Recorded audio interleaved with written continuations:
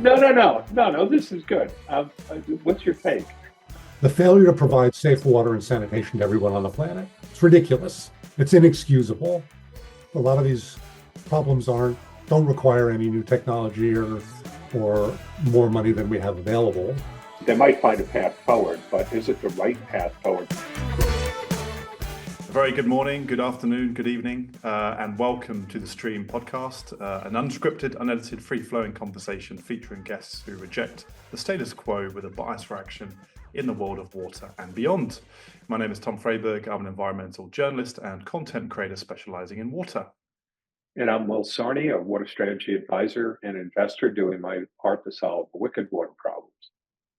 And today we are thrilled to be continuing the theme of the season, which is legends, and a big shout out and thanks to our season sponsor, Raymond James, and our charity partner, Frank Water. And we are absolutely delighted to welcome Dr. Peter Gleick, who is a leading scientist, innovator, communicator on water and climate issues. He's a co-founder and president of the Pacific Institute and recently authored The 3 Ages of Water, which we're going to dive into. So Peter, thanks so much for joining us. Great to see you. Happy to be here. Thanks for having me on. Very good. So Peter, we're going to kind of dive into your book, but we just kind of wondered if there's any kind of, obviously today, the day of filming is January the 20th, the inauguration of the new president. And it's quite a sensitive day, I think, in the US and internationally, but we wanted just to kind of maybe get your candid thoughts on how you kind of see a path forward in the next kind of couple of years in terms of the impact on climate and water as well. Well, just Will. Did you notice how diplomatic I put that? Wow, I'm not quite speechless. Well, I guess I'm not speechless, but yeah, public policy. Is water a partisan issue or bipartisan issue, or none of it matters anymore? So I'm sorry to kind of throw that in. Well, let me start by saying I don't think there's anyone who cares about science or the environment who isn't looking at the next 4 years with some significant degree of trepidation. We know that the current or the about to be current president and his expected administration is hostile to science, is hostile to information, is hostile to environmental protection for reasons that I just find incomprehensible. And so I'm worried. I'm very worried. I don't, maybe 4 years from now, I'll look back at this interview and be relieved that bad things, terrible things didn't happen, but I'm not expecting that. I'm expecting terrible things to happen over the next few years. And the only bright spot, perhaps, is that water is something people really care about across the political spectrum. People want clean and safe water. They want stable and innovative water supplies. They want to be able to turn on their taps and to grow food and to do the things that we do with water. And so water may be the nonpartisan issue that brings some of these people together. That's my hope. And I agree with everything you said in terms of the uncertainty and terrible things and so on. But having said that, water should be, water maybe is or should be something that people just connect to viscerally. That I like to fish, I like to boat. I don't want to get sick when I turn on the tap. So it could be something that is a tie that binds. It could be, but obviously the fear is that what the individual thinks about water and what large corporations with no regulations or large vested interests think about without oversight and governmental protections that do provide some guidance for how to protect water, how to develop water standards, how to limit withdrawals from the environment. those things are sometimes very different. And Mhm. that's the fear. It's that the individual interests will be overwhelmed by a different kind of interest. Yeah, I agree with you. The early part of my career, I've spent working on Circlet Superfund, and that was transformative. Circlet and RECRA had profound, I believe, positive effects in terms of building a healthy environment. So Yeah. if we didn't have that, then I'm not sure where we would be. Would certainly look like the 50s. I'm confident of that. With no regulations. Um, so I don't know. Um, what about local, state versus federal? I mean, do you believe that let's just say in the U.S. that you know local regulations, state regulations will prevail, or Yeah. So that's actually a very important point. An important characteristic of water is that it's not, it's local and it's state and it's watershed and it's national and it's international. We deal with water at a lot of different levels. And I have no doubt that some localities and some states will continue to be aggressively protective of water resources. But there is a mismatch in power politics, and uh, it's entirely possible that we will see the disappearance of some really critical federal regulations that prevent states from having unequal regulations. mm, So some populations may do very well, and some populations, and of course, this is already the case, and from an equity point of view, some populations are already inadequately protected from some of the right? problems we see with water resources. And if we have a fractured politics, which we will, we'll see more inequity and more injustice and more disparities between states that care and states that don't care, municipalities that invest and municipalities that don't invest, and I don't think that's a good thing. So to like build on that, um, what do you see for the American West? I mean, the Colorado River Compact. Um, federal intervention, not federal intervention. You think the states find a path? I mean, they might find a path forward, but is it the right path forward? Which ties into the last chapter in your book. It's what what do you want the future to look like? So I don't Yeah. know. I just think the Colorado is iconic. It's not unusual, unfortunately, in terms of watersheds and how they're not managed well. So I don't know, just to pick as an example of state, regional, federal. Yeah, so the Colorado is Yeah. iconic, absolutely. It's shared by 7 states in the West and Mexico. We have an international agreement on the Colorado that allocates water between the two countries. Uh, it's in flux right now. It's failing because of the inadequacies of the earlier parts of the agreement that overallocated the Colorado River to the Hmm. different users. And they're in negotiations now. The 7 states are in negotiations, and those states have different politics. Um, there will be an agreement on the Colorado because there has to be. The Colorado can't continue to operate the way it's operating now. The reservoirs will go dry. The species that are threatened will go extinct. The conflicts with Mexico will worsen. So there will be some kind of an agreement, but the U.S. is an important partner. Federal government is an important partner, and I think we're going to have to wait to see what kind of a partner they're going to be in the coming. As you mentioned there, I mean, it's such an iconic river basin crossing 7 states, hugely overallocated resource. But I think, you know, as you mentioned there, Will, the final you talk about in your book. So let's jump into that of the 3 ages, and we want to come on to really make sure that the podcast is a message of kind of optimism and hope. I think, despite the next um, unpredictable 4 years. So what was the sort of the incentive behind writing the book? Maybe you could sort of give us a summary of those 3 ages, and then we want to make sure we allocate a lot of time on the conversation for that kind of future vision that you have. Yeah, so the book is called The Three Ages of Water: Prehistoric, Past, Imperiled Present, and a Hope for the Future. And I'm a scientist by training, but I love history.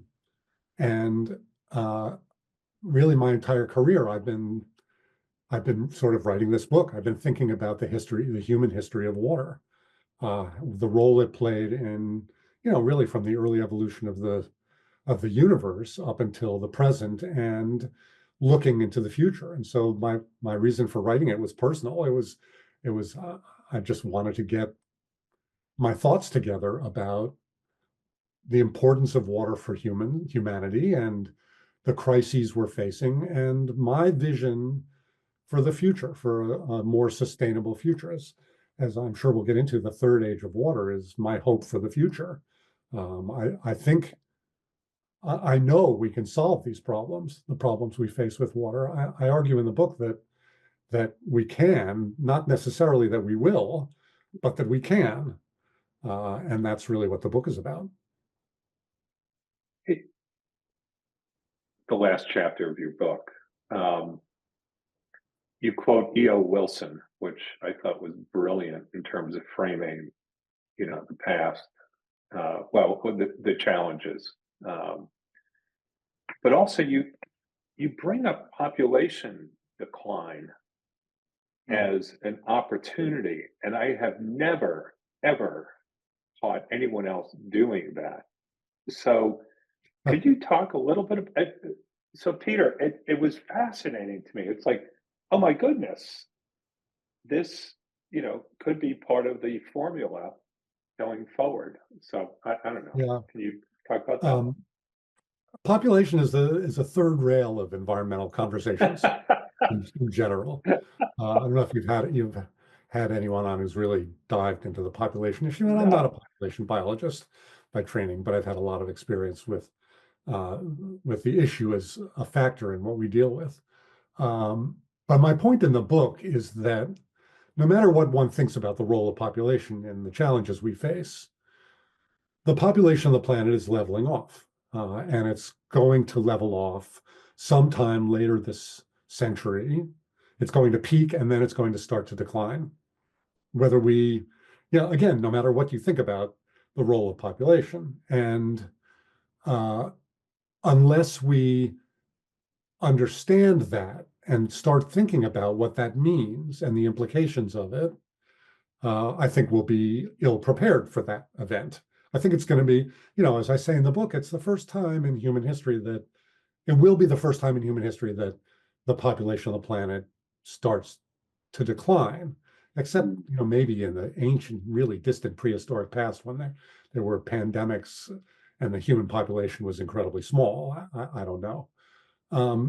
But the extent to which population plays a role in putting pressure on the environment and on natural resource demand suggests an opportunity for a decline in population to let us think differently about economics, to let us think differently about perpetual growth and this concept that economists like, which I think is ridiculous, of infinite exponential growth, that lets us think a little bit differently about restoring ecosystems that have been devastated by human overconsumption.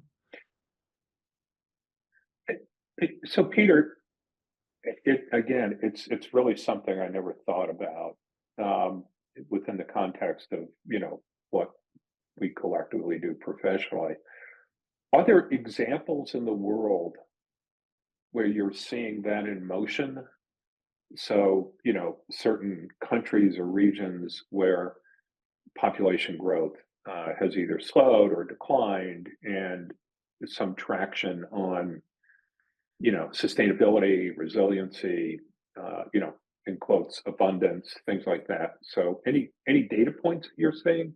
Yeah, it's happening now in places like Japan, which is already experiencing declining population, Russia, Italy, parts of Europe, and in the United States, natural population growth rates are actually going down, and it's only immigration that is leading to an increase in population, which Of course, you chuckle because it raises enormous questions about the Right, role of immigration in the politics of the next 2 years, and whether some conservatives have started to say, oh, maybe we ought to be having more babies. There's a little bit of a conservative interest in the population question and expanding population rather than declining population.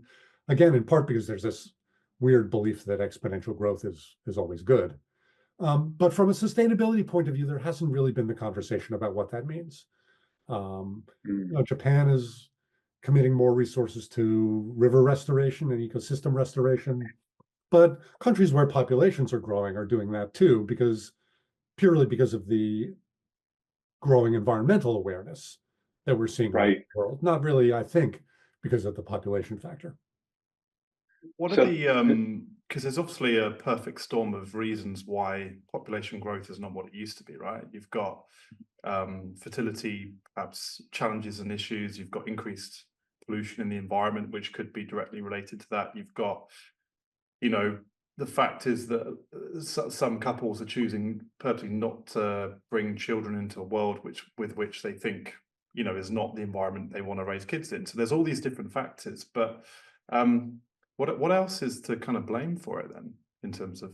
Well, I would say blame is the wrong word. Sorry. What other I think reasons are there for yeah. the decline in population levels? Yeah. So the biggest reason is that as economies improve and as more and more populations grow out of extreme poverty, women have fewer children voluntarily. They want to have fewer children. right, More of their children survive. Women get educated, and it turns out that one of the key factors in cutting population growth rates is the education of girls and women.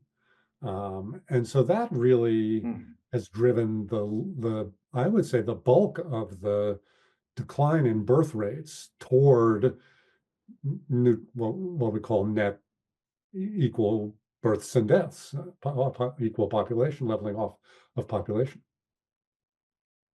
It's fascinating, isn't it? Because I mean, how many conferences have we been to where people are talking about these macro factors and drivers of economic and environmental decline, where they say, yeah, population growth, but actually, like you say, if you look at the data points coming out from Japan and other countries, that the forecasts are not looking that way at all. Yeah, really interesting. So on the book and the three ages, why is there room for optimism and hope? Because obviously over the two ages you mentioned, the prehistoric and the second age, there's things that perhaps haven't gone particularly to plan, but there's things where we can learn from them, the lessons to sort of propel ourselves into a future to get things quite right. So yeah, can you maybe give us some insight on that as well? Well, I'm an optimist because really for two reasons. One is because I really believe we can solve these problems, and I see all around me and the experts who work on water and the communities who work on water successful examples of solving the kinds of problems we're facing at what I describe as the crisis at the end of the second age of water. The other reason is because it lets me keep working in this area without collapsing in depression. I'm an optimist, and if I really believed that we were doomed, that we were heading for the dystopian futures of our sci-fi movies and books, I would sit in my garden and I would smell the flowers, and that's not me. I'm an optimist. I believe we can solve these problems, and I need to in order to keep working to solve them. the alternative is really not an option. I mean, Well, it is for if you're, some people, but it's not yeah, helpful, as you know. Yeah. not helpful. No. No. But it's really the first idea that I really do see successful examples of, let's back up for a second. What are the world water crises that we face that you've been discussing for years? And Will, this is your field too. It's water poverty, the failure to provide safe water and sanitation to everyone on the planet. It's ridiculous. It's inexcusable. It- But it's not because we don't know how to provide safe water and sanitation to everyone. There's no technological miracles that need to be solved or economic miracles that need to be solved. The money's available, the money's there. So that's a solvable problem. We know that in the 20th century and the second age of water in general, our water policies were take water out of the environment to do the things we want. And we did that because we didn't care about the environment or we didn't understand what we were doing to the environment. But those days are over also. We do understand, and increasingly we do care. And there are more and more efforts underway to provide minimum flows for the ecosystems, to protect endangered species, to take down the most damaging dams. There are solutions to that problem. We know there are conflicts over water. I work extensively on violence associated with water resources, but again, we know how to solve or reduce the risk of violence over water. That I could go on, but we know and we see solutions to all of the problems we face. And that's again why I think this positive third age of water is possible. So, two things. It strikes me that, yes, we have solutions to all of the issues that we face, from a technology perspective and, even from a public policy perspective. It seems like all of these issues, what we're not getting right is tied to public policy failure. I mean, and I don't typically live in the public policy realm, but it's not technology. You said capital's out there, there is money available, but public policy is just so stuck in the past, or vested interests exert undue influence. I mean, can you talk a little bit about, I, where is public policy getting it right? To sort of go back to, what are the data points that you would chalk up as, yeah, this is good? Yeah, so I said that a lot of these problems don't require any new technology or more money than we have available. Many of these problems cost more money. If we don't solve them, then we should be spending to solve Right. them. And again, I argue in the book that, as you're making this point as well, the biggest problems are institutional. They're policy. There are Mm, old institutions designed for a different world than the world we need. There are policies and laws and uh, uh, set up for a different world than we need. But again, the positive vision comes about in part because even in the most hidebound institutions, even with the worst of the laws that are outdated now, I see progress. mhm, I see changes, and here's a great example. Western water rights is probably the most ridiculous set of institutions and laws that we have on the books. And if we were designing the system from scratch today, we wouldn't set it up the way it's set up now. But it is set up that way now. And so the question is, how do you change it? And right. even in a hidebound institution like Western water rights, we're slowly starting to see changes. Even in states where we never had groundwater law because we didn't understand groundwater, or Right. because we saw it as a free, infinite good, we're seeing groundwater law develop and be implemented. And so figuring out this question, figuring out how to change these institutions and these laws is key. I think you're absolutely Mm. right. You know, I, there's always like these narratives that you tell yourself. And for a long time, I said, I'm not really a policy guy. That's not the world I live in. It's more on corporate strategy and technology, but I am increasingly drawn to the public policy piece of the world we live in, and interested in, what does innovation in public policy look like, and how do you change institutional thinking and, the status quo, the installed base. So I find it to be, as much as I say I think it's an epic failure in the public sector, I'm increasingly drawn to it because that's quite the lever that you could pull to like really have a big impact. Well, that's good, Will, because you're going to need to do that for the next 4 years. You're going to need to pull on those levers because it's about public policy. It's about communications and it's about public policy. That really is where the action is.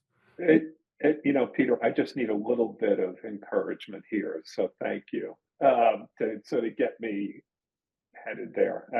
I'll take it on. Good. Challenge accepted. Do you think, I mean, policy moves typically to be introduced can move at glacial pace, right? But once it's introduced, it can catalyze investment, innovation. If you look at the EPA regulatory limit on PFAS, I know that's way ahead of, and Europe are looking over the Atlantic at how that was quite progressive and probably one of the first major regulatory moves on items like PFAS. I think it can take a long time, perhaps more than 4 years, Will, but to move. But I think once it's introduced, it can have a huge impact. But Well, that's funny because I think I think the EPA has dragged its feet on so many of these Oh regulatory yeah, regulations required for pollutants. And the PFAS regulations will probably be delayed for 4 years. I don't know, but you're absolutely right, Tom. That it moves at a glacial pace until it doesn't. right. right. Again, Mm. California had no groundwater law for 150 years, and 10 years ago, if you had asked me, I would have said we'll never have groundwater law. But incredibly severe drought, incredibly difficult decisions for farmers about overdraft of groundwater, a very democratic legislature and governor all came together to very rapidly produce legislation that passed and was signed into law for groundwater law. And, it's being implemented too slowly, in my opinion, but we have groundwater law now, Right. and it's starting to be implemented. And that's an example of how nothing happens for a long time, but then when the stars align or when enough interests push in the right direction, things can happen. I'm So you need reminded of a quote. yeah. Sorry, go on. Wait, hold on. This whole conversation, I think, is going to be rich with quotes, but slowly then suddenly, right? No, Mm. yeah, I think that's true. It really is true. Yeah, the Sustainable Groundwater Management Act, that was a big deal. that's right. It is a big deal. And I agree with you. It's just got a ridiculous implementation timeline. I mean, like, really, no sense of urgency there, Peter. Well, and then the vested interests will fight it, as they always will. But that's the environment we live in. Right. So Peters, talk us through, because obviously the book, The Three Ages of Water, has recently come out. But talk to us about the kind of the founding of the Pacific Institute, which from my research tells me it goes back to 1987 when that organization was co-founded by yourself. And in light of, I mean, that's some time ago, how do you think like the vision of setting that up and kind of how it's been operating and also how it's kind of evolved in light of some of the perhaps water challenges that have come to light since it was founded? Yeah, talk us through that. Well, so here's the history. I got my master's and a PhD at the Energy and Resources Group at the University of California, Berkeley, which was a very in the 80s, and which was a very unusual interdisciplinary program at UC Berkeley. If you were interested in the environment, you had to get training in economics and technology. If you were interested in engineering or technology, you had to get training in policy and environmental science and economics. It was very interdisciplinary. Mm. Because environment and resource issues are fundamentally interdisciplinary. They're not purely technical, they're not purely economic, they're not purely policy, they're all of those things. And unless you solve them that way, unless you address them that way, you won't solve them that way. Mhm. So that was my training. And I got my doctorate in 86, looking at the implications of climate change for water resources.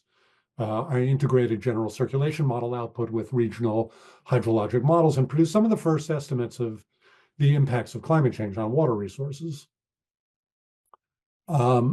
with enormous implications, although I didn't explore them much in the dissertation, for water policy in the world and in the West. And I was looking for a job, and I interviewed for some traditionally academic jobs, but I came to the realization that I didn't want a traditional academic job because they're very disciplinary.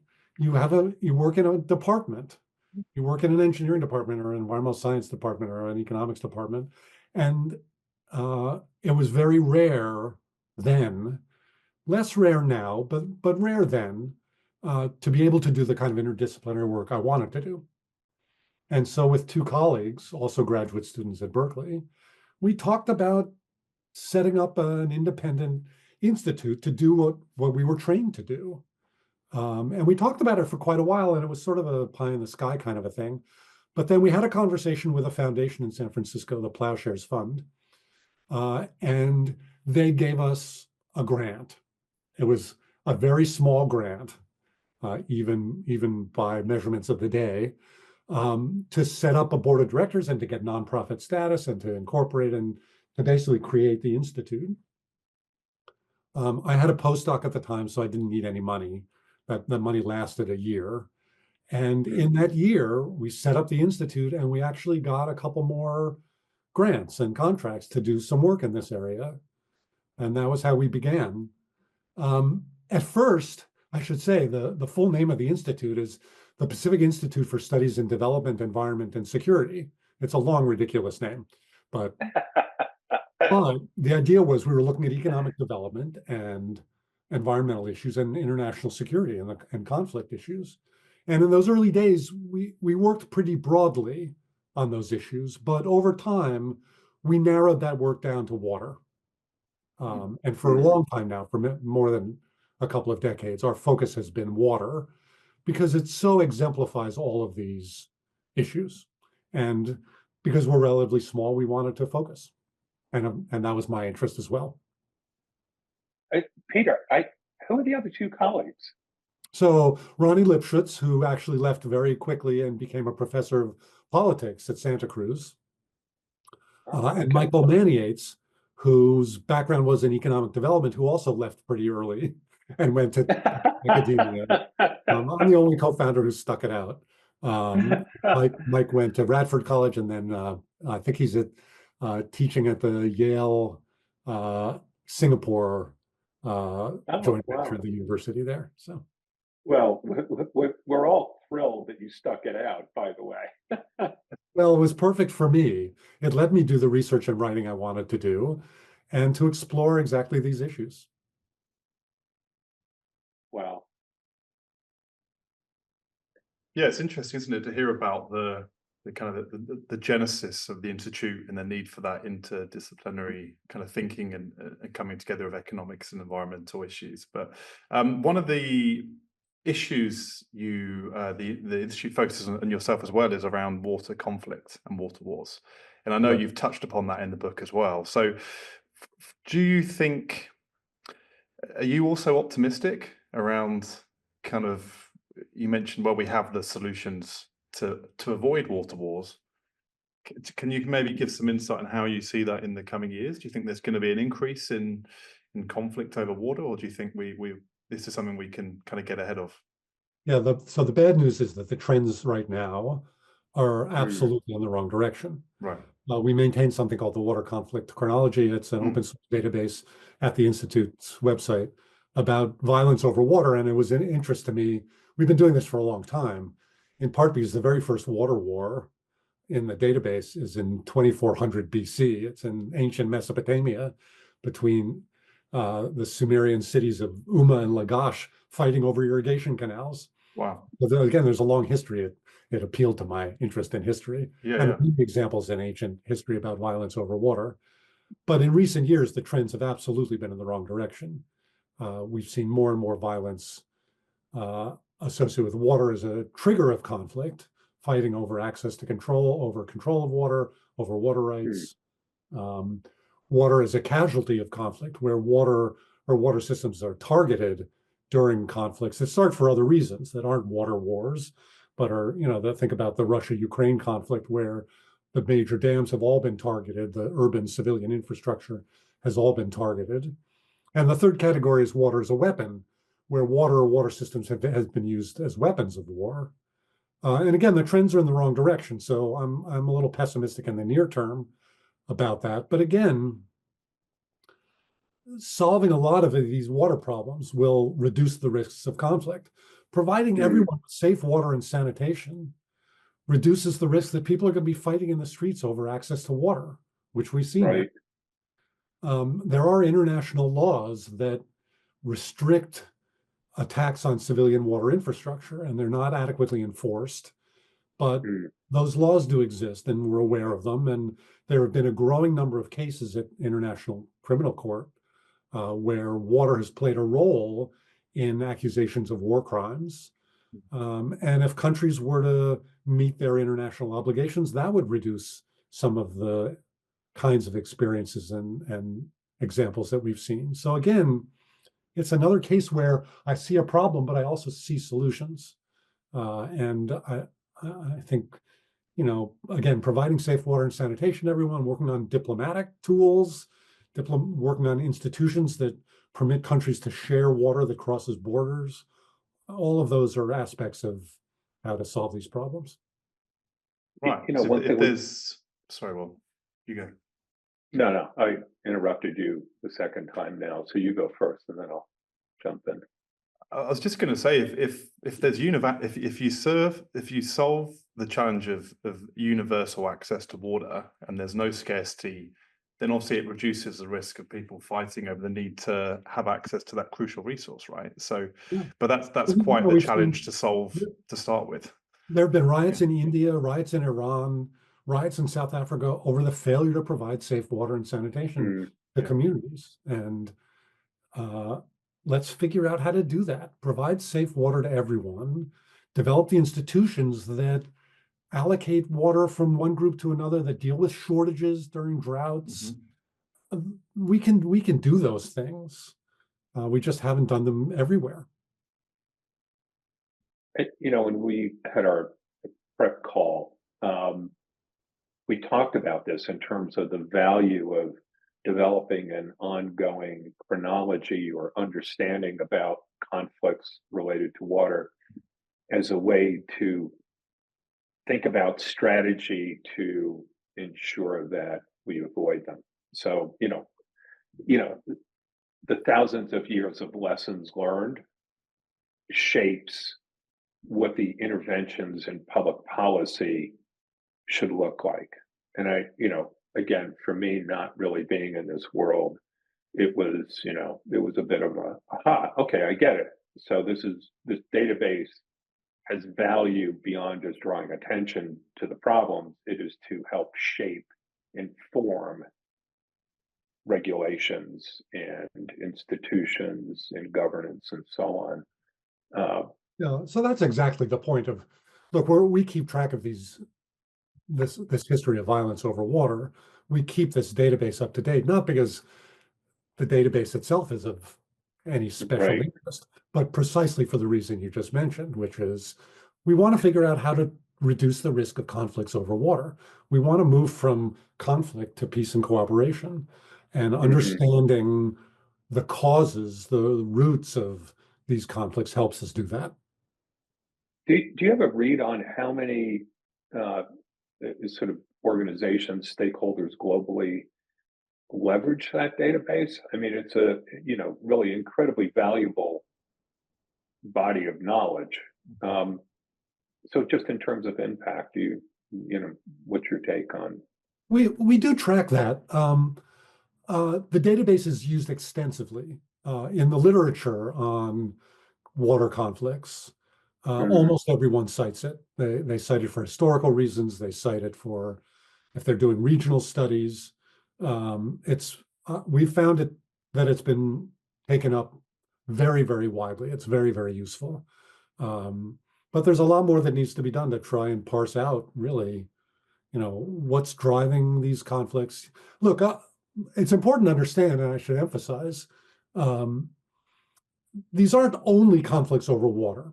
They're conflicts over poverty. They're conflicts over land rights. They're Mm, conflicts, any conflict is not a single factor. Mhm. I never use, I'm going to use it right now, but I never use the term water war because these aren't water wars. right, These are conflicts where water is a factor, either in driving the conflict or in as a consequence of these conflicts. Um, and so we need to understand better the role that water plays, but also the role that all these other factors, poverty, pollution, water rights, land rights, equity, plays, and we need to work on all those problems. That's again why water is such an interdisciplinary issue. right. Only the media uses water wars.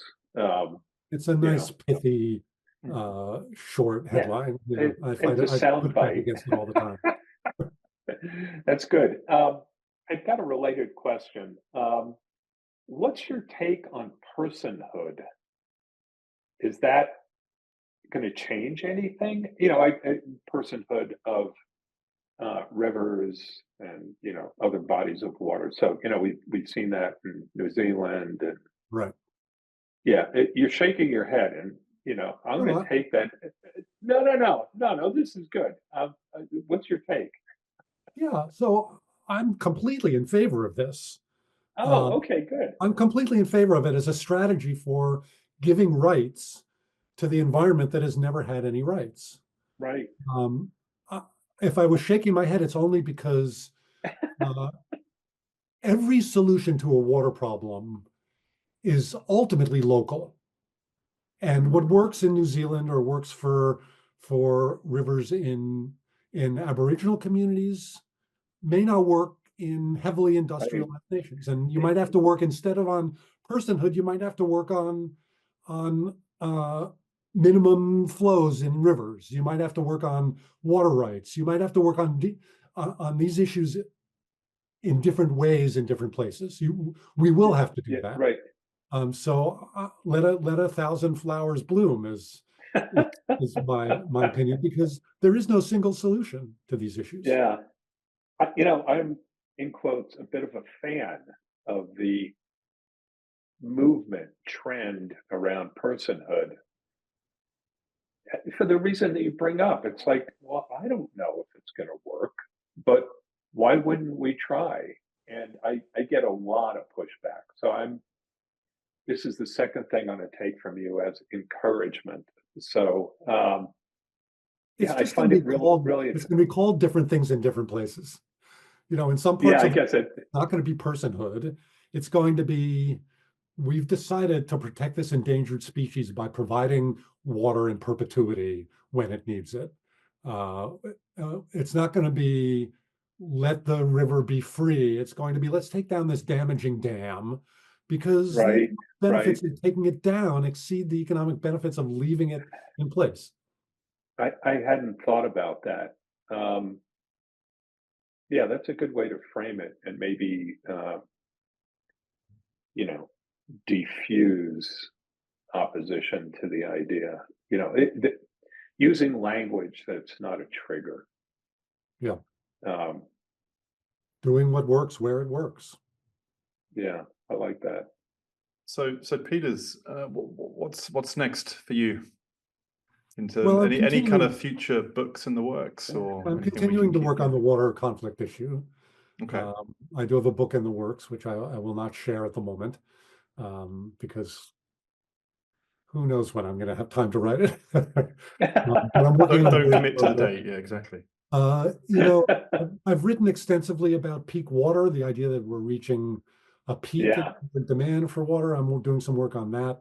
I've written extensively about something I call the soft path for water, which is really, in a sense, this third age vision for uh, all of the different aspects that we need to be doing differently. And I'm continuing to work on what the soft path means and how we can achieve it, uh, and how to get the message out to those communities that are going to be either most effective or most progressive in solving these issues. But what is, I haven't come across that so far, but what is the soft path for water? So the Yeah. soft path for water, in contrast to what Yeah. I call the hard path, Mm. the hard path is what we did in the second age of water. It's the idea that we would build hard infrastructure, big dams, aqueducts, centralized treatment plants, take water out of the environment, that brought enormous benefits to us. That hard path permitted us to build the economies and the societies that we have now, but it also led to the crises that we're facing now. Right. And the soft path says, don't just think about water supply and how to take more water out. Think about different aspects of water supply, water reuse, collect and treat and reuse water. That's a source of supply, but it doesn't require impoverishing the environment. The soft Right. path says think about demand for water. Again, in the hard path, it was where population's growing, economy's growing, we'll have some demand for water, and we just have to meet it. But the soft path says, think about how to do what we want with less water. How to be more efficient? And there's enormous potential, as we've already seen, for improving the efficiency of water use. And so that's part of the soft path. But the soft path is also provide water for natural ecosystems, which the hard path ignored. It's rethink institutions, which the hard path doesn't do. It's rethink economics and the way we subsidize bad things, then maybe we should subsidize good things. Maybe we should invest more and think about ecosystem values and not just industrial or commercial or corporate values. Those are all parts of the soft path. Super interesting, isn't it? Because if you think, when you mentioned around the second age of water, and we've kind of engineered water to where we needed it to communities, right? And I know you mentioned around aqueducts, but actually the soft path, whilst there is the nature-based solutions and the nature side to it, it's also thinking about reducing demand, making things more efficient, fixing leaks without having to concrete in brand new treatment plants and brand new infrastructure, and adding to the harder solutions. Yeah, it's a really interesting way of putting it. So, or think about it this way. Yeah. The hard path says you want to solve Western water problems, build an aqueduct and pipeline from the Great Lakes. Mm. Take Canada's water and move it thousands of kilometers to the Southwest. That's the hard path. That's what we've always done. But we're not going to do that anymore. You know, people have plans to do that. And I get phone calls and media inquiries about, Oh, yeah. why don't we build the pipeline from the Great Lakes? But the reality is that is not the future. That's the past. And in the West, we're going to solve our problems by water reuse, collecting and treating and reusing water as a source of supply, restoring ecosystems, improving efficiency, rethinking agriculture.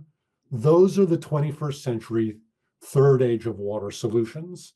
The hard path, there's still advocates for it, but that era is dying. And the faster we make the transition, the better. So I'm compelled to come up with a crack here that,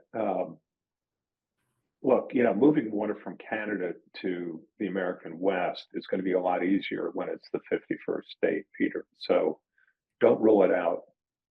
How's that? Okay, that might be true, but on the other hand, Georgia, Alabama, and Florida are fighting over water resources that crosses their border. No, New Mexico and Texas fight over water that crosses the border. So that's not necessarily going to solve the problem. I know. I just had to say that. One of the very early bodies of work that you did was on that issue of water conservation and reuse as an Yeah. alternative to desal, because as you know, desal is always the button everybody pushes when they're told, well, you can't waste water and we need to change the status quo. Yeah. Yeah, and I mean, and that piece of work that came out of Pacific Institute, was really transformative, I thought. Well, let me put that in context.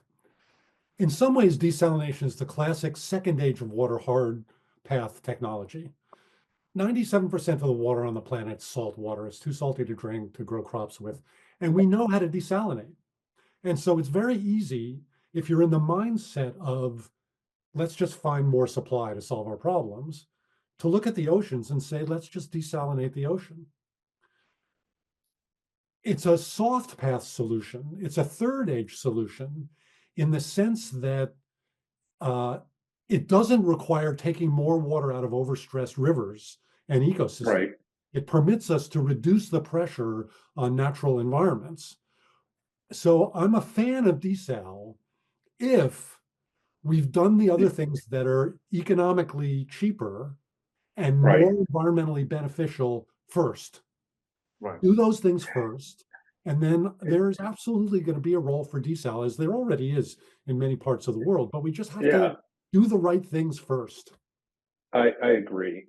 I put air moisture capture, AWG tech, in that third age category of, okay, there are a lot of things that, it has not achieved, a scale, a relatively low price point. We can get into all that, but I put it in the category of don't kill it because we don't know where it's going to go. It, Yeah, it all of these things could, are options. yeah, it's a But long tool. before we desalinate the Pacific Ocean and send it to the Colorado River states, we should have a conversation about alfalfa and how much water we And, devote to low valued crops that we feed the animals. And we are starting to have that conversation. It's just do the right thing in the right order to accomplish the things we want. happy to get on a call with you and the state of Arizona anytime on that one. Um, yeah, it's fascinating in terms of what's possible.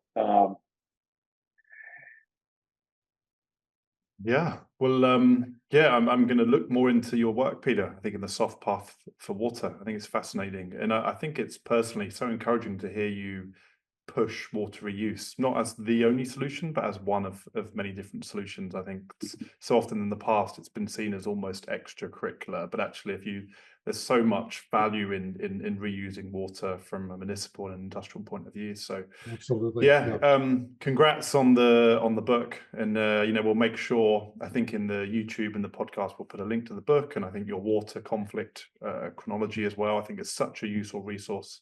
As you mentioned, it's already been cited around the world, but we'll also add a link to that. So yeah, really appreciate your time and insight, and I think we'll end with almost the title of your third age of water, which is hope for the future, and I think, especially on January the 20th. We started a little bit political. We don't want to go too far down that today, but yeah, I think hope and optimism is a great way to end.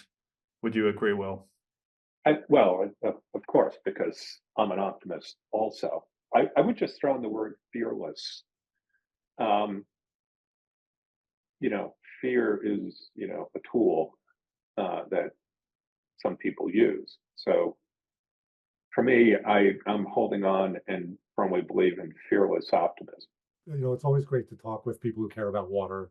The conversation could go on forever because it's such a big, interesting topic. Yeah.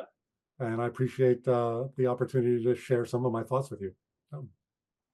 Peter, a million thanks. I hope to see you in an event this year, like not virtual, It's for it's real. always be great to have the three-dimensional version of people I rather think than just so. the Yeah, two-dimensional version. So, I agree. All right, well, take care of yourself.